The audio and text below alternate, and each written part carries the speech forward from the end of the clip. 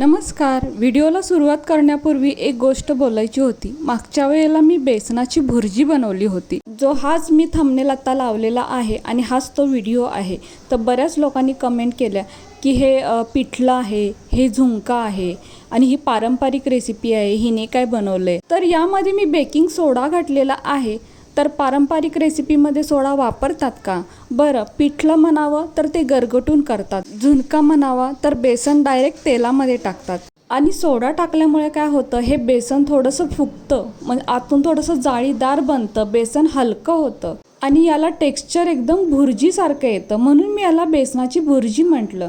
अरे पद्धत पहा, पूर्ण वेगळी आहे. करून पहा, खाऊन सुद्धा पहा, मग तुम्हाला कळेल. बरं, या व्हिडिओला लाईक सुद्धा 1,500च्या पुढे आहेत. म्हणजे मी पाहिलं होतं तेव्हा 1,500 होते, आता तर अजून पुढे गेले असतील. असो, जसे ज्याचं ज्ञान, जसं ज्याचे विचार तसे ते बोलत असतात. पण ही रेसिपी खूप छान आहे, तुम्ही एकदा नक्की करून पहा. आता आपण या आपल्या व्हिडिओकडे वळूयात. तर सर्वात आधी इथे एक भांडं घ्यायचं. तर मी मोठा बाऊल घेतलेला आहे व यामध्ये आता 1 वाटी बेसन ओतायचं. आता यामध्ये आपण बाकीचे साहित्य घालूयात. आता बेसन आहे म्हटल्यावर छोटा अर्धा चमचा हिंग घालायचा, त्यानंतर छोटा 1 चमचा जिरा पावडर, तसेच छोटा 1 चमचा धना पावडर, तसेच छोटा पाव चमचा हळद व 1 चमचा लाल तिखट, तसेच छोटा अर्धा चमचा गरम मसाला, तसेच चवीपुरते म्हणजे अर्धा चमचा मीठ घालायचं. यानंतर सर्वात महत्त्वाचं म्हणजे मी इथे छोटा पाव चमचा बेकिंग सोडा म्हणजेच खाण्याचा सोडा सुद्धा घेतलेला आहे. तर फक्त 2 चिमूट इतकाच हा सोडा आहे. यानंतर एका वाटीमध्ये थोडंसं पाणी घेतलेलं आहे. तर हे पाव वाटी पाणी आहे. आता सर्वात आधी घातलेले सर्व साहित्य एकत्र चांगलं मिक्स करूया. यानंतर यामध्ये थोडं थोडं पाणी ओतून मिक्स करायचं आहे. तर पाणी सगळं एकदम ओतायचं नाही, कारण हे काही आपल्याला बॅटर बनवायचं नाही, तर आपल्याला हे पीठ मळून घ्यायचं आहे. तर जसं आपण चपातीसाठी पीठ मळतो अगदीच तसं सैल असं पीठ मळायचं आहे. खूप घट्ट पीठ अजिबात मळायचं नाही. तर इथे बघू शकताय, हा गोळा बनवायला पाव वाटी इतकं पाणी अगदी पुरेसं आहे, म्हणजे एकदम सैल असा हा गोळा तयार होतो. तर आता यानंतर काय करायचं, याचे छोटे छोटे गोळे बनवून घ्यायचे. तर अगदी हलक्या हाताने गोळे बनवायचे, खूप पीठ मळून खूप दाबून, म्हणजे जसं गुलाबजामुनसाठी बनवतो असं अजिबात बनवायचं नाही. तर अगदी हे पहा, यावरती चिरासुद्धा दिसतात. तर असा अगदी हलक्या हाताने हा गोळा आपल्याला बनवून घ्यायचे. तर 1 वाटी बेसनमध्ये मीडियम साईजचे जवळपास 14 ते 15 गोळे तयार होतात. आता यानंतर गॅसवर एक कढई ठेवायची व कढईमध्ये 3 पळी म्हणजेच 3 मोठे चमचे तेल घालायचं. आता तेल चांगलं इथे तापवून घ्यायचं व तेल चांगलं तापल्यानंतर हे जे बेसनाचे छोटे छोटे आपण गोळे बनवून ठेवले होते ते या तेलामध्ये सोडायचे. तर जितके कढईमध्ये बसतील तितके ते गोळे या तेलामध्ये सोडून घ्यायचे व यानंतर लगेचच चमचा किंवा झारा याला लावायचा नाही.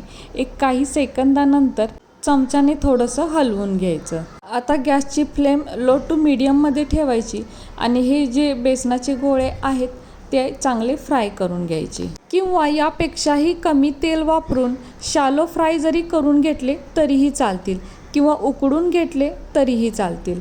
तर मी इथे थोडंसं डीप फ्राय करते. तर हे गोळे पहा, अगदी आतपर्यंत तळले गेलेले आहेत. म्हणूनच म्हटलं होतं की जास्त दाबून असे हे गोळे बनवायचे नाहीत. आणि याचा हलका कलरसुद्धा चेंज झालेले आहेत. आता हे आपण तेलातून काढून घेऊयात. तर हे अजिबात तेलकट होत नाही. आता हे सर्व आपण एका प्लेटमध्ये काढून घेऊयात. तर इथे बघू शकताय, सर्व गोळे तळून झालेले आहेत आणि अजिबात तेलकट नाही आहेत. तर खूप छान असे हे तयार झालेले आहेत. आता यानंतर कढईमध्ये हे जे तेल आहे त्यातलं थोडंसं तेल बाजूला काढून ठेवायचं व कढईमध्ये आता बघू शकताय फक्त 1 चमचा तेल इतकंच मी ठेवलेलं आहे. आता यामध्ये 2 दालचिनीचे तुकडे, 4 लवंगा व 2 चमचे धनेसुद्धा घालायचे. आता हे सर्व साहित्य चांगलं भाजून घ्यायचं व यानंतर यामध्ये 4 ते 5 लसूण पाकळ्या, अर्धा इंच आल्याचे तुकडे, तसेच एक मीडियम साईजचा कापलेला कांदा सुद्धा घालायचा। आता हे सर्व साहित्य चांगलं भाजून घ्यायचं। तर कांद्याचा हलका कलर बदलेपर्यंत हे सर्व साहित्य चांगलं भाजून घ्यायचं, म्हणजे या मसाल्याचा कच्चेपणा कमी होतो। तर आता इथे सर्व साहित्य चांगलं भाजून घेतलेलं आहे। आता गॅस बंद करायचा व हे थंड होईपर्यंत असंच बाजूला ठेवून द्यायचं। यानंतर एक मिक्सरचं भांडं घ्यायचं व यामध्ये आता भाजलेला सर्व मसाला घालायचा। तसेच 7 ते 8 कढीपत्त्याची पाने सुद्धा घालायची। त्याचसोबत एक मीडियम साईजचा कापलेला टोमॅटो सुद्धा घालायचा। तसेच अर्धी वाटी खोवलेलं खोबरं व मूठभर कोथिंबीर सुद्धा घालायची। आता यावरती झाकण ठेवून हे मिक्सरला बारीक वाटून घ्यायचं। तर अगदी गरजेपुरते पाणी घालून हे मिक्सरला बारीक वाटून घेतलेलं आहे। आता यानंतर गॅसवर एक कढई ठेवायची व यामध्ये आता 2 पळी म्हणजेच 2 मोठे चमचे तेल घालायचं। तेल चांगलं गरम झाले की एक छोटा चमचा जिरे घालायचे। तर जिरे असे चांगले फुलले पाहिजेत। त्यानंतर एक मीडियम साईजचा कापलेला कांदा घालायचा। तर कांदा आपल्या आवडीप्रमाणे बारीक किंवा मोठा आपण कापून यामध्ये घालू शकतो।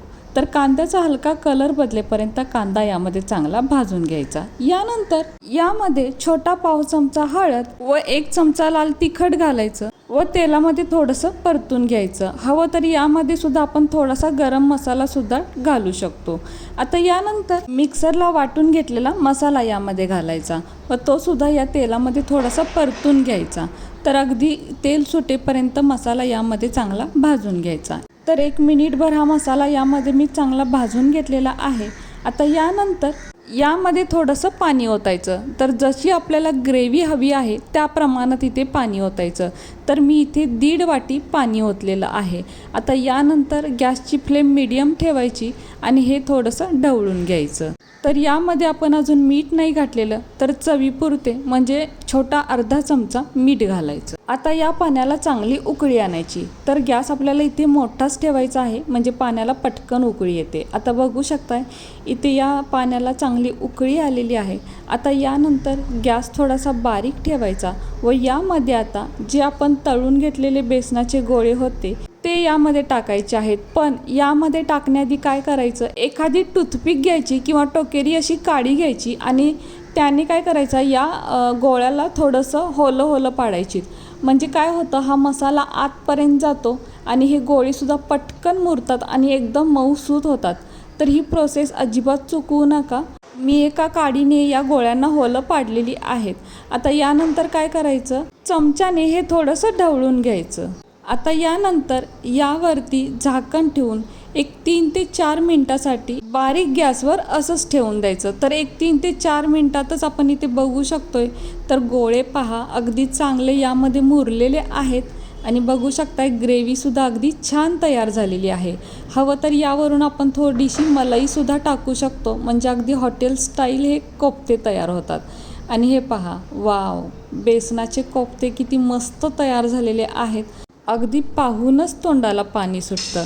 आता यातलं मी थोडं एका प्लेटमध्ये काढून घेते।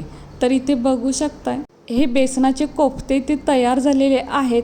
हे बेसनाचे गोळे बनवताना यामध्ये आपण बरंच साहित्य वापरू शकलो असतो, पण मी आज अगदी साध्या पद्धतीने हे बेसनाचे कोफ्ते बनवलेले आहेत। जरी साधी पद्धत असली तर चव मात्र जबरदस्त आहे, खूप छान लागतात। मसाल्यामुळे म्हणजे ग्रेव्हीमुळे तर हे अगदी टेस्टी तयार होतात। अगदी मुलंसुद्धा हे आवडीने खातात, इतकी ही मस्त अशी रेसिपी तयार होते। आता मी एका चमच्याने तुम्हाला हे थोडंसं तोडून दाखवते, म्हणजे तुम्हाला अंदाज येईल। तर हे पहा, अगदी मऊ असे छान हे कोफ्ते तयार झालेले आहेत। मी तुम्हाला इथे चमच्यात घेऊन दाखवते। तर हे पहा, झालेत ना, आतपर्यंत छान असे मुरलेले आहेत।